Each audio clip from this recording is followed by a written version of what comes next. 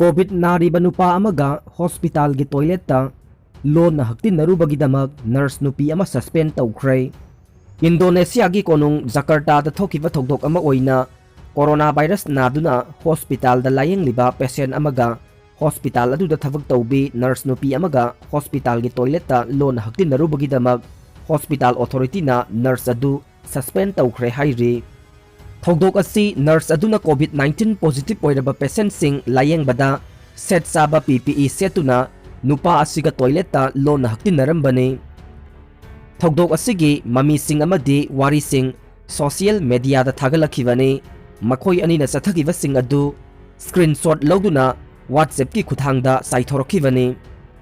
Thokdok adugi matangda Jakarta da leiba Wisma Athlete Quarantine Facility gi Hospital Authority na khanglakpadagi nurse amadi patient animag kaukhatuna wahang pahong sathabada makhoi animag sathagiba thokdok adu masana yana sathagibani haina phongdorokhibani hairi. Nurse aduna thavak adu sathaba matamda PPE set ki haiba wafam su phongdokhi.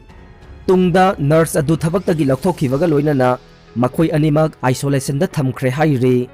Thokdok asigi matangda Central Jakarta Police na case ama lokhatkre.